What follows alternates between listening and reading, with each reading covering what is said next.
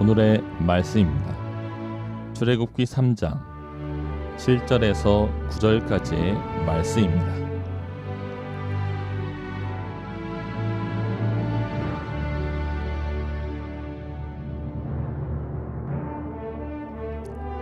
여호와께서 이르시되 내가 애굽에 있는 내 백성의 고통을 분명히 보고 그들이 그들의 간독자로 말미암아 부르짖음을 듣고 그 근심을 알고 내가 내려가서 그들을 애굽인의 손에서 건져내고 그들을 그 땅에서 인도하여 아름답고 광대한 땅, 젖과 꿀이 흐르는 땅, 곧 가나안 족속, 헷 족속, 아모리 족속, 브리스 족속, 히위 족속, 여부스 족속의 지방에 데려가려 하노라. 이제 가라. 이스라엘 자손의 부르짖음이 내게 달하고 애굽 사람이 그들을 괴롭히는 학대도 내가 보았으니. 감사합니다. 오늘도 변함없이 우리에게 은혜 베푸시는 여호와 하나님 기억하시고 이 시간 이 자리에 하나님 예배하기 위하여 함께 모이신 여러분 모두를 주님의 이름으로 환영하고 축복합니다. 오늘 이 시간에는 나를 보고 듣고 아시는 하나님이라고 하는 제목으로 저와 여러분의 삶이 하나님이 어떠한 분이신지에 대하여 함께 나누도록 합니다. 얼마 전에 아프리카에서 사역을 하시다 안식년을 위하여 잠시 한국에 귀국하신 가까운 선교사님 한 분을 만나 뵈었습니다. 그분은 에이즈로 투병하는 환자들의 자활을 돕는 그런 사역과 내전으로 인하여 고아가 되어진 아이들을 돌보는 귀한 사역을 감당하고 계시는 선교사님이십니다. 선교사님을 통하여 듣게 되어진 현지의 사역의 그 모든 현장과 현실이 참으로 녹록지 않다라고 하는 생각을 했는데, 선교사님이 사역 중에 진짜 진이 빠지는 일은 그 현장의 어려움이 아니라 도리어 사역을 함께 나누고 도와야 하는 현지 지도자들 때문에 참으로 힘들다라는 이야기를 하셨습니다. 현지 경찰을 매수하여 사역을 방해하는 것이 현지인 사역자들이고, 또 병원에 제공되어진 약품을 빼돌리는 것이 병원 관계자들이고, 또 부패한 지도자들은 자기 민족을 돌보는 일을 귀히 감당하고 있는 선교사님들을 이유 없이 잡아다가 괴롭히는 일들을 계속해서 하고 있다라고 하는 이야기를 하십니다. 이런 말도 안 되는 현실 가운데 그럼에도 불구하고 묵묵히 그 사역의 현장에서 하나님 앞에 정직한 최선을 다하시는 선교사님께는 참으로 감사하다라는 생각이지만, 또 제 마음 한편으로는 애꿎은 하나님께 심통이 났습니다. 분명 머리로는 다 이해가 되는데 그 어떤 것이 우리의 삶의 현실로 다가오게 되어지면 요나의 심통이 제게도 찾아오는 것이죠. 요나처럼 하나님을 향하여 바득바득 대들지는 못하지만 마음 깊은 곳으로부터 하나님을 향하여 못되고 못난 꼬라지가 올라옵니다. 왜 하나님께서는 이렇게 일하십니까? 때때로 우리는 우리의 현실 가운데 너무나 답답한 마음이 우리의 가슴을 가득 채우는 순간들이 있어요.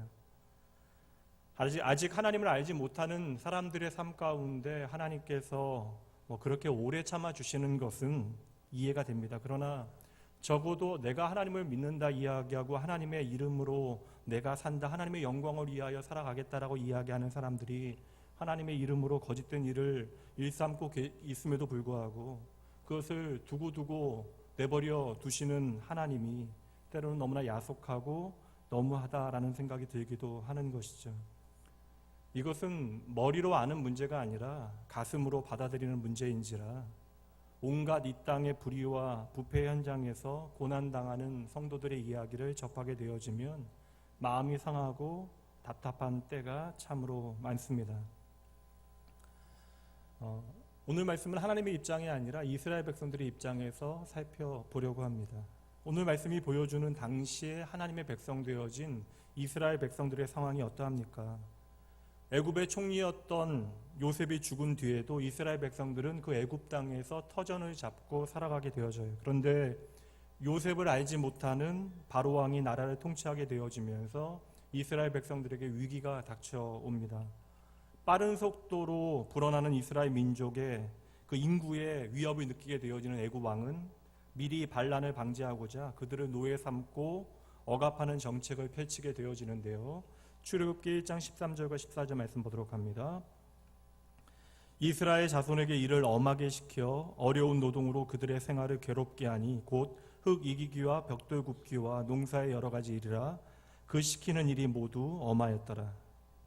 하지만 그럼에도 불구하고 이스라엘 백성들의 숫자가 날로 늘어나게 되어지자 결국 산파들까지 동원하여 극단적이고 참혹한 명령을 내리게 되어집니다. 아들이 태어나면 아들은 죽이고 딸만 살리라라고 하는 끔찍한 산하 제한 명령을 왕명으로 내리게 되어졌던 것이죠. 그러나 자신의 목숨을 걸고 그 명령에 응하지 않았던 산파들 때문에 그 계획은 잘 실천되어지지 않습니다. 그럼에도 바로는 포기하지 아니하고 이전보다 더 강력한 미친 명령을 내리게 되어집니다. 태어난 남자아이들을 모두 나일강에 던져버리라는 것이죠. 모세는 이렇게 답이 없는 시대에 태어나게 되어집니다.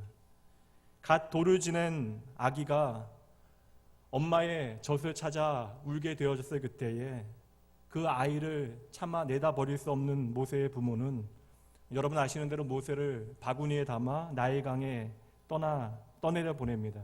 때마침 바로의 딸이 목욕을 하러 나왔다가 우연히 바구니를 발견하고는 여러분 아시는 대로 그 아이를 모세를 자신의 양자로 입양하게 되어지죠. 이 얼마나 놀라운 하나님의 섭리입니까? 그런데 여러분 그 이후의 이야기들 잘 아시잖아요. 이렇게 애굽의 왕자 삼으셨으면 그를 통하여 어떠한 일들을 행하실 것 같은데 애굽 왕자로서의 40년간의 이야기의 마지막은 결국 사람을 죽이고 도망가는 이야기로 허망하게 끝나버리고 이후 미디안 광야의 40년의 이야기는 광야에서 모세가 모든 사람들에게 심지어 자신조차 잊어버리는 삶을 살아가게 되어집니다. 이렇게 모세는 그의 인생의 모든 것을 포기하게 되어진 상태 가운데 어느 날 호렙산 떨기 나무에서 나타나신 임하신 하나님을 만나게 되어졌던 것이죠. 그리고 하나님께서는 그때서야 이스라엘 백성을 구원하시는 계획의 책임자로 모세를 부르십니다. 그러나 모세는 내가 도무지 나에 대하여 그 어떤 자신을 할 수 없으니 하나님의 그 부르심에 이런저런 핑계를 대게 되어지죠. 주님, 제 꼴을 보십시오. 이 일이 어떻게 저에게 가당키나 한 일이겠습니까? 그렇게 가느냐 마느냐로 하나님과 모세 사이 한참 동안의 씨름이 계속되어지지만 결국 하나님의 의지가 모세의 고집보다 크셨기에 모세는 결국 민족 구원의 사명을 가지고 애굽으로 돌아가게 되어집니다. 이때는 이스라엘 백성들이 이미 종살이를 견디다 못해 신음하며 지낸 지도 이미 100여 년의 시간이 지난 때입니다. 온갖 비인격적인 대우와 과도한 작업량에 시달리고 자녀들은 잔인하게 죽임당하거나 나일강에 던져지는 이루 말할 수 없는 상상할 수 없는 고통과 절망의 시간을 겪을 만큼 겪은 후의 이야기라는 것이죠. 이쯤 되어지면 이스라엘 백성들의 입장에서 이러한 질문이 하나님을 향하여 나올 법합니다. 그 오랜 세월 동안 하나님은 도대체 무엇을 하셨습니까? 우리 아버지가 감독관의 무자비한 채찍과 발길질에 맞아 비참하게 돌아가실 때 하나님은 도대체 어디에 계셨습니까? 죽어라 일하고도 고작 내 한 입에 풀칠하기도 어려운 그 불공평한 순간에 하나님은 도대체 어디에 계셨습니까? 태어난 지 한 달도 안 된 내 아들이 나일강에 무참하게 던져질 때 하나님은 도대체 어디에 계셨단 말입니까? 아마도 이스라엘은 오늘 나의 고통 가운데 하나님의 침묵이 나를 지치게 한다라고 하였을 거예요. 오늘도 이 땅에는 우리가 도무지 이해할 수 없는 일들이 벌어지곤 합니다. 무고한 생명이 고통당하고 억울하게 죽어가는 그 순간 우리는 어찌할 수 없어 하나님의 침묵과 부재를 힘겨워하는 것이죠. 인류 전체의 역사에서부터 개인의 삶에 이르기까지 모든 인간들의 고통의 문제는 쉽사리 답을 찾아낼 수 없는 것이기 때문입니다. 예전에 대학부에서 함께 간사로 섬겨주셨던 젊은 집사님이 계셨는데요. 호로니 밑에서 바르게 잘 자라서 좋은 대학 들어가고 좋은 직장 들어가고 신앙 좋은 자매 만나 결혼하여 이제 막 2살 된 딸아이가 하나 있는 젊은 집사님이셨는데 어느 날 전조 증상도 없고 더불어 가족력도 없었음에도 불구하고 급성 시신경 위축증이라고 하는 정확한 병명이 있었는데 기억은 잘 못하겠어요. 어느 날부터 시력이 악화되어지기 시작하더니 한쪽 눈이 6개월 만에 시력을 잃게 되어졌고 반대편 시력도 나날이 사라지고 있을 때였습니다. 온 교회가 함께 그를 위해서 기도하고 있었어요. 어느 날 저녁에 토요일이었는가 금요일인가 그랬던 것 같은데 희미하게 고함 소리가 들려서 예배실에 올라가 보니까요, 그 집사님께서 어두운 예배당에서 홀로 하나님께 버림받았다라고 울부짖으며 기도하던 모습이 오랜 시간이 지났음에도 불구하고 제게는 여전히 생생하게 남아 있습니다. 우리의 인생의 어떤 순간은 그 순간만 보자면 내 인생에 하나님이 꼭 계시지 않은 것처럼 여겨지는 절망과 고통의 순간들이 있습니다. 그리고 그 순간 우리는 하나님께서 내 사정을 도무지 모르신다고, 내 길이 하나님께로부터 숨겨졌다라고 생각하는 것이죠. 이것은 그저 우리의 문제만이 아니라 우리의 믿음의 선배들도 그러한 고통 가운데 아파 있습니다. 시편 말씀 보도록 합니다. 여호와여, 어찌하여 멀리 서시며 어찌하여 환난 때에 숨으시나이까. 지금 이 순간이 내가 힘들어서 여호와 하나님의 음성이 꼭 필요한 순간인데, 하나님의 동행이 필요한 순간인데 도무지 내 눈에, 내 귀에 하나님이 보이지 않고 들리지 않는다라고 하는 비탄에 찬 외침인 것입니다. 물론 우리가 십자가의 예수를 생명으로 만나게 되어지고 하나님의 말씀인 성경을 읽게 되어지면 개인과 공동체에 고난이 찾아오는 가장 큰 이유를 발견하게 되어집니다. 바로 우리가 하나님을 떠나 마음의 중심으로부터 저지른 죄악 때문이죠. 이는 뿌린 대로 거두는 대가이기 때문에 그 어떤 고통이 찾아온다 할지라도, 심지어 그것이 죽음의 문제라 할지라도 하나님을 향하여 원망할 명분이 우리에게는 전혀 없습니다. 그러나 여러분, 죄의 결과로 이 땅의 고통이 당연하다 할지라도 그 고난의 문제가 오늘 나의 현실이 되어져서 나를 무겁게 짓누르게 되어지면 그 누구도 그 고난이 당연하다 여길 수는 없는 법입니다. 몇 년 전에 자폐 아동을 가진 부모님들의 모임에서 설교를 한 적이 있습니다. 모임을 마치고 잠시 앉아서 교제를 나누던 중에 한 여자 집사님께서 이런 이야기를 하시더라고요. 그날도 9살 된 남자아이를, 아들을 데리고 이제 그 모임에 참석하기 위해서 교회로 오는데 한 15분 정도 걸리는 거리인데 거의 40분 넘게 시간이 걸리셨대요. 아이가 갑자기 이유도 모르게 비명을 질러대는 바람에 차를 몇 번씩 멈추고는 아이를 달래면서 오는데 계속해서 어떤 이유도 모른 채로 비명을 질러대는 아이와 함께 씨름함에 오면서 눈물이 터져 나오더래요. 그리고 갑자기 그냥 이 아이하고 죽어버리면 좋겠다라는 생각을 하셨다라는 것입니다. 그리고는 교회에 와서는 아무렇지도 않게 예배드리는 아이의 모습을 또 보고는 어미로서 이러한 생각을 한 자기 자신에 대한 죄책감에 또 죽고 싶다라고는 생각을 하셨대요. 제가 어떻게 그분께 믿는 사람이 죽고 싶다라고 하는 생각을 하십니까? 라고 말하겠습니까? 오늘 당장의 그 고통의 무게를 어찌 해석해낼 수 있겠어요? 성도 여러분, 오늘 저와 여러분은요, 오직 하나님만이 나의 구원이심을 믿는 사람들입니다. 그러나 여러분, 막상 우리의 삶의 자리에서 하나님의 구원의 의미를 비추어내는 것은, 해석해내는 것은 참으로 쉬운 문제가 아닌 것이죠. 오늘 하나님께서 우리에게 들려주시는 당신의 이름이 무엇입니까? 나를 보고 듣고 아시는 하나님이시래요.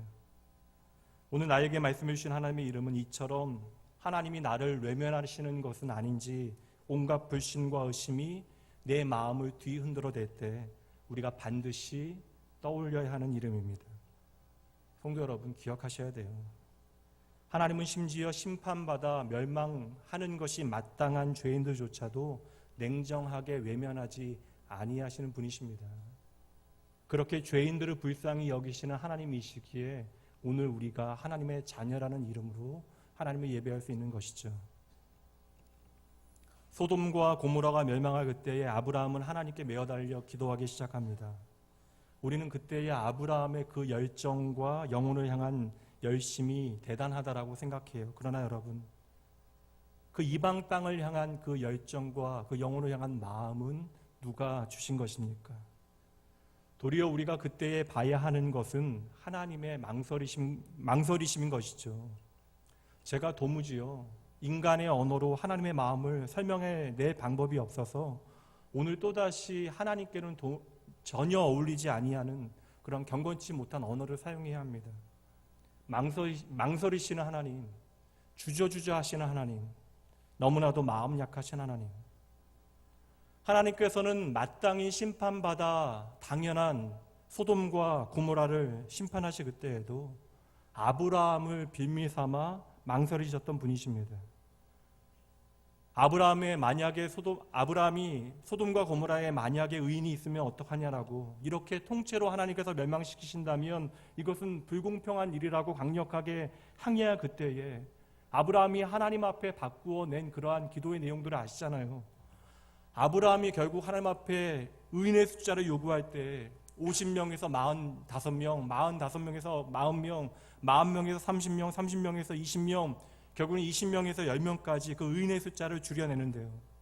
어찌 보면 이 말장난 같은 그러한 장면은 아브라함의 간절함을 우리에게 표현하고 있는 것이 아니라 한 영혼을 향한 하나님의 간절함, 한 영혼을 향하신 하나님의 용납하심이 무엇인지를 우리에게 보여주시는 것이죠. 하나님께서 이 땅을 심판하실 때 하나님께서는 그 누구의 허락을 구하실 필요가 없으신 분이십니다. 하나님의 심판에 당신의 그 심판에 대한 사전 고지를 이 땅에 하실 필요가 없는 분이 바로 하나님이시죠. 그럼에도 하나님은 하나님의 심판에 대한 정보를 아브라함에게 일부러 유출하시고 자발적으로 아브라함에게 추궁당하십니다. 창세기의 대홍수 때에도 하나님께서는 노아의 방주를 산꼭대기에 짓도록 하시잖아요. 왜요, 여러분? 비가 올 때 방주를 물에 가장 안전하게 띄울 수 있는 좋은 장소이기 때문에 그러합니까? 아닙니다, 여러분. 방주를 짓는 그 모습을 보고 단 한 사람이라도 회개하고 하나님께로 돌아오기를 하나님께서 원하시는 것이죠. 그 마음의 강팍함으로 회개하지 아니할 것을 다 알고 계심에도 불구하고 끝까지 한 영혼을 기다리시는 것입니다. 그리고 하나님께서는 그토록 그 죄로 인하여 멸망하여야 될 인류를 심판하시면서도 그 순간 다시 그들을 회복하실 하나님의 방법을 준비하고 계신 분이십니다. 성도 여러분, 언제나 그렇듯 이 땅에 하나님의 심판과 재난을 부른 장본인은 하나님이 아니라 인간 저와 여러분이죠. 그러니 여러분, 하나님의 심판을 회개하지 않는 이 땅의 모든 인류를 향한, 그리고 그 모든 인간들이 경험해야 할 우리의 마지막 결론이 되어지는 것입니다. 그런데 하나님께서는 끝까지 인간의 마음을 돌이키시어 그 심판을 면하게 해 주시려는 것이 하나님의 마음입니다. 성도 여러분, 그래서 하나님께서는 언제나 우리의 삶에 찾아오시는 거예요. 어느 누구도 만나주지 않고 위로해주지 못할 것 같이 여겨지는 그 순간 하나님은 오늘도 어김없이 저와 여러분의 삶에 찾아오십니다. 이 땅에 오신 하나님이신 예수님, 우리에게 하나님의 마음이 무엇인지를 가장 확실하게 보여주신 예수님께서는 유대인들은 멀리 돌아가는 한이 있어도 결코 발로 밟지 않고 지나가는 멀리 돌아가는 사마리아 땅으로 기꺼이 들어가십니다. 그리고 그 땅에서도 가장 낮고 천히 여김 받았던, 무시당했던 한 여인을 만나시기 위하여 한낮의 뜨거운 태양 아래에서 그녀를 기다리고 계십니다. 이 땅에 오신 하나님이신 예수님께서는 고된 사역으로 인하여 지쳐 쓰러지셔야 하는 상황 가운데 제자들을 향하여 급히 배를 타고 건너가자라고 말씀하시죠. 그리고 풍랑을 넘어 도착한 이방 땅에서도 거룩하지 못한 온갖 더러운 것들을 지나서 한 사람을 만나십니다. 그 사람은 죽음의 자리에 무덤을 내 집 삼아 자신을 자해하며 살아가는 미치광이이죠. 여러분 기억하셔야 합니다. 우리가 아무리 외면하고 부인한다 할지라도 오늘도 주님께서는 그렇게 저와 여러분을 찾아오십니다. 내가 정오의 태양을 힘겨워하며 살아가고 있는 인생 가운데 있을지라도, 사망의 음침한 골짜기에서 그 어둠 가운데 헤매인다 할지라도 하나님은 저와 여러분의 영원한 소망이 되어주시기 위하여 오늘도 기꺼이 저와 여러분을 찾아오시는 것이죠. 오늘도 세상은 우리가 가진 것을 통하여 우리를 평가해요. 그리고 그것을 확인해야 우리 곁으로 다가옵니다. 그러나 하나님께서는 우리의 결핍과 부족을 채우시기 위하여 기꺼이 우리의 삶에 찾아오십니다. 세상의 모든 사람들은 나의 수치와 부끄러움만을 바라보지만 오늘 저와 여러분을 찾아오시는 하나님은 나의 아픔을 먼저 봐주십니다. 그런 여러분 잊지 마셔야 돼요. 혹 오늘 내가 최악의 장소, 최악의 사람, 최악의 시간을 지나고 있다 할지라도 나를 향하신 하나님의 은혜의 손길을 막을 수 있는 것은 아무것도 없습니다. 오늘 내가 누구이든 내가 어디에 있건 어떤 상황 가운데 있건 간에 하나님은 저와 여러분의 유일한 소망이 되어 주시기 위하여 그래서 오늘도 저와 여러분을 찾아오시는 것이죠. 오늘 이스라엘 백성들이요 참으로 오랜 세월을 힘겹게 고통 가운데 살아가고 있습니다. 그러나 성경은 그들의 고통의 이유에 대하여 그 어떤 부연 설명을 하지 않아요. 단지 그들을 향한 하나님의 마음을 강조하며 그 마음을 우리에게 소개하고 있는 것이죠. 하나님께서는요 그 모든 시간 가운데 그들의 상황을 보고 듣고 알고 계셨답니다. 때로는 목사인 저도 하나님의 선하심이 도무지 실감나지 않는 때가 있습니다. 꼭 하나님이 이 모든 상황을 외면하시는 것 같고 또한 어떠한 선하신 뜻을 우리 가운데 보이시지 않는 것처럼 느껴지기 때문이에요. 선교사님을 통하여 듣게 되어지는 선교지에서 벌어지는 어처구니 없는 일들에 마음이 그래서 깊이 상합니다. 여러 성도들의 안타까운 사연들과 답답한 현실들을 듣게 되어질 때마다 힘겨워요. 앞에서는 괜찮다, 좋아질 거다, 함께 기도하자 이야기하면서도 제 마음도 막막합니다. 하지만 다시 말씀드립니다. 우리의 마음이 어떠하건 오늘 우리가 어떠한 처지 가운데 있건 출애굽기 3장에서 우리가 만나게 되어지는 하나님은 나의 모든 것을 보고 듣고 알고 계시는 하나님이십니다. 내가 하나님을 향하여 하나님 왜 이렇게 더디십니까? 원망하는 그 순간에도 하나님께서는 당신의 백성들이 흘리는 모든 눈물을 다 보고 계셨고 하나님의 자녀들이 땅이 꺼지도록 내뱉는 그 모든 한숨 소리를 기도 소리로 다 듣고 계셨습니다. 하나님께서는 그들의 모든 아픈 마음과 걱정까지도 이미 다 알고 계신데요. 그렇게 하나님께서는 그들의 모든 사정을 다 보고 듣고 알고 계십니다. 여러분, 오늘 하나님의 말씀을 통하여 우리의 생각과도 다른 이 하나님의 이름을 붙잡게 되어진다면 그 순간으로부터 우리의 삶의 이야기는 달라지는 것입니다.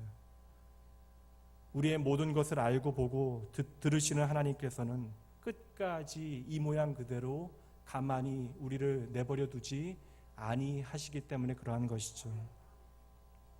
성도 여러분, 오늘 우리가 읽은 출애굽기는 약속의 땅을 앞두고 불순종으로 인하여 광야로 돌아가 40년 동안 떠돌아다닌 출애굽 1세대를 위하여 모세를 통하여 하나님께서 주신 성경입니다.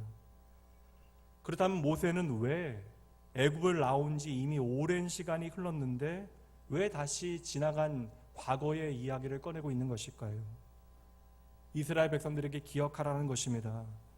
40년 동안 광야를 헤매며 그 어떤 소망이 보이지 않는 것처럼 여겨지는 지금 이 순간에도 하나님께서는 하나님의 백성들을 모른 척 하시는 것이 아니라 지금도 하나님의 자녀들의 그 모든 사정을 보고 듣고 알고 계신다라는 것이죠. 그러므로 하나님께서 나를 떠나셨거나 나를 버리셨다라고 오해하지 말고 끝까지 하나님의 이름을 붙들라고 말씀하고 있는 것입니다.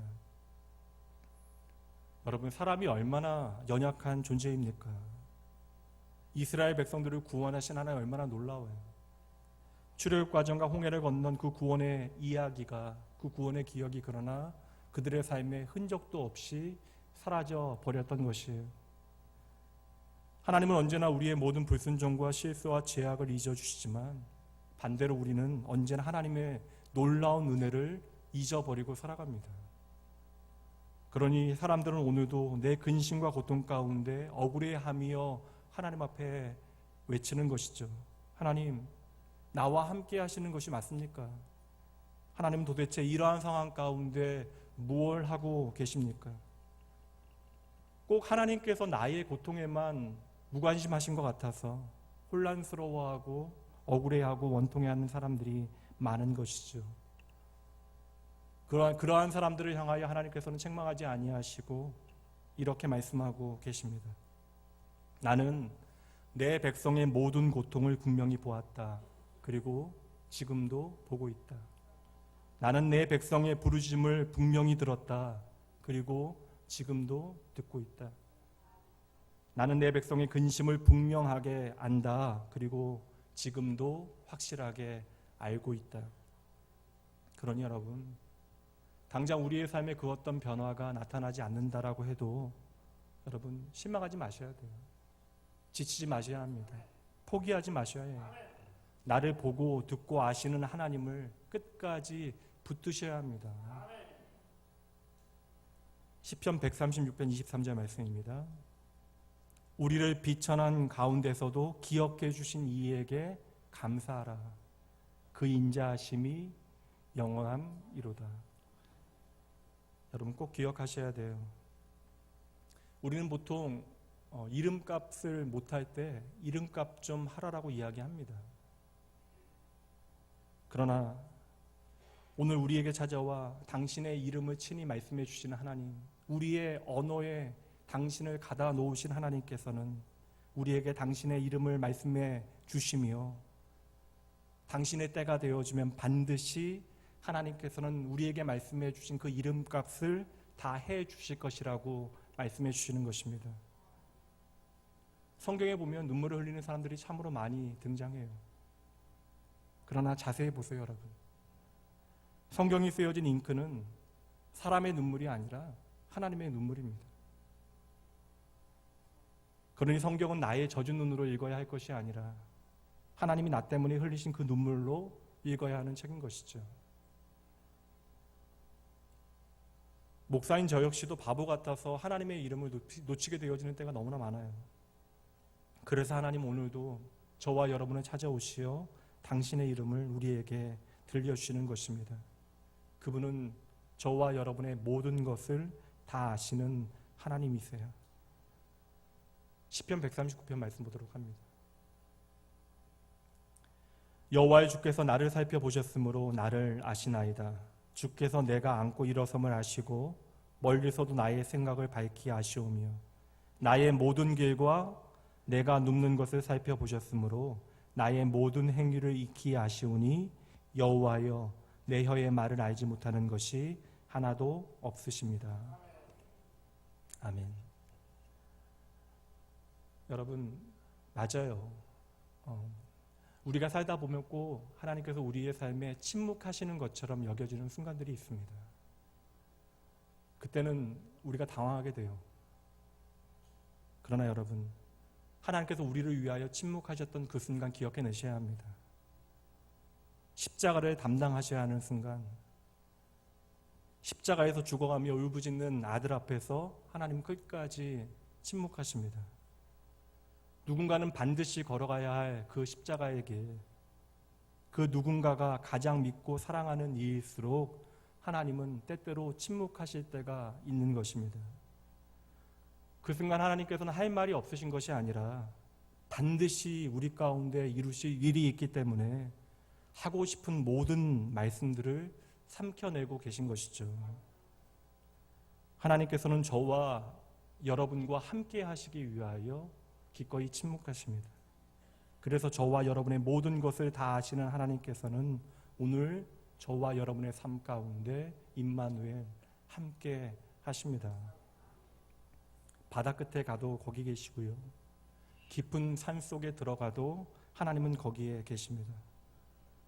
우리가 서울에 있을 때에도 거기 계시고 제주도에 가 있어도 거기 계십니다.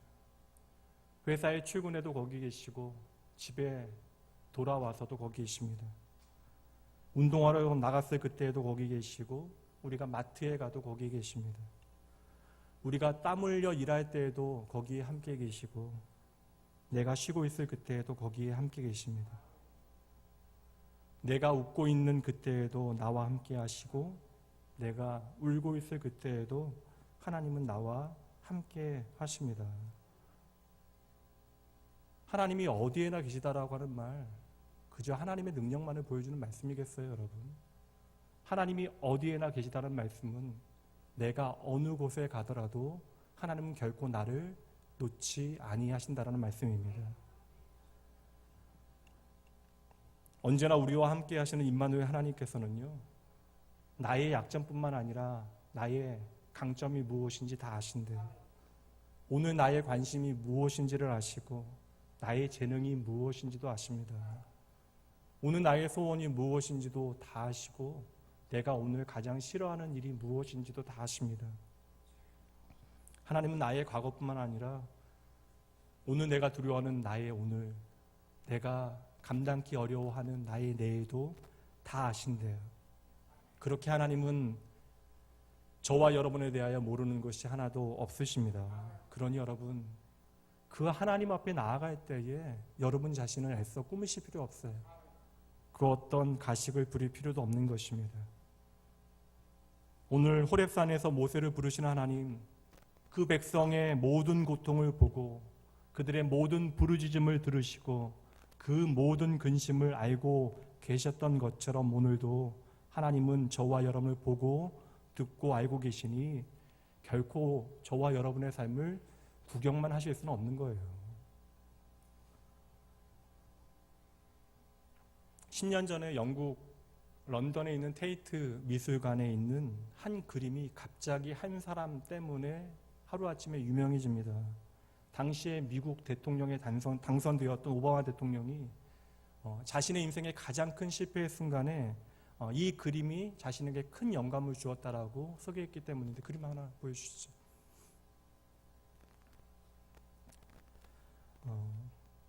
한 여자가 몸을 웅크린 채로 악기를 안고 있습니다. 보이시는지 모르겠는데 여자의 눈은 흰 헝겊으로 가려져 있어요.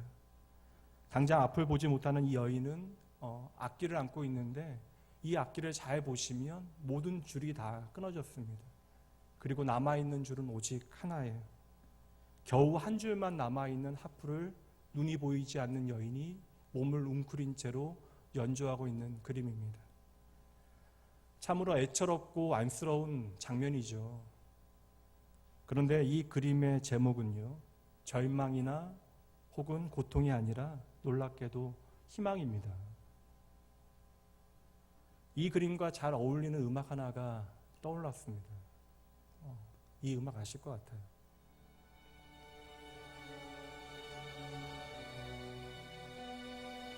많이 들어보신 곡이죠. 제목은 기억 안 나도 광고에서 많이 들어보셨잖아요. 지선상의 아리아라고 하는 곡입니다. 바흐의 아리아를 5분 간격으로 편곡해 놓은 곡인데요. 이름 그대로 바이올린의 4줄 가운데 마지막 가장 낮은 음역을 내는 그 G현을 가지고 연주할 수 있는 곡입니다. 그래서 악기의 모든 줄이 사라진다 할지라도 끊어져도 그 마지막 줄 하나를 가지고 이 아름다운 음악을 연주해낼 수 있는 것입니다. 성도 여러분, 우리의 인생에 내가 의지하였던 모든 줄이 끊어지는 것처럼 여겨지는 순간들이 있잖아요. 그래서 내 삶에 그 어떤 소망이 남아있지 않다라고 여겨지는 그 순간, 그러나 여러분, 그 순간이 저와 여러분의 끝이 아니라는 것입니다. 우리의 눈에 보이지 않는다 할지라도 오늘 저와 여러분에게는 남은 줄 하나가 있다라는 거예요. 그리고 우리는 그 줄 하나로 여전히 아름다운 인생의 아름다운 음악을 연주해낼 수 있습니다. 오늘 내 삶 가운데 내가 의지하는 모든 줄이 다 끊어진 것처럼 여겨질지라도 끝내 끊어질 수 없는 줄 하나, 그 줄이 바로 내 인생에 함께 하시는, 나의 모든 것을 아시는 하나님이십니다. 그 하나님은 오늘도 저와 여러분의 인생 가운데 다시 아름다운 하나님의 음악을 만들어 가고 계세요. 오늘 조금 나은 형편의 성도님들도 계실 것이고 오늘이 그 어떤 때보다 힘드신 분들도 계실 것입니다. 그러나 오늘 우리의 마음이 어떠하건 우리의 처지가 어떠하건 여러분 생각해 보세요. 이 자리에 앉아서 하나님을 예배하고 있는 저와 여러분이 기적 아닙니까? 하나님을 나의 생명으로 고백하는 이 자리가 우리의 기적입니다. 절대적인 절망에서 예수 그리스도의 이름을 우리의 소망 삼는 이 자리가 저와 여러분의 기적이에요. 혹 육신의 눈을 잃어버린다 할지라도 영혼의 눈을 뜨고 오늘의 현실을 이겨낼 수 있는 이 시간이 저와 여러분의 기적입니다. 성전 밖에서 헤매이며 이 세상 가운데 그 어떤 소망을 찾지 못했던 저와 여러분이 어느새 성전 안으로 들어와 예수 그리스도의 이름으로 나의 모든 절망을 찬양으로 바꾸어 낸 것, 이것이 바로 기적입니다. 사랑하는 성도 여러분, 어떠한 절망도 예수 이름의 능력 안에 있는 생명을 끊어낼 수는 없는 거예요.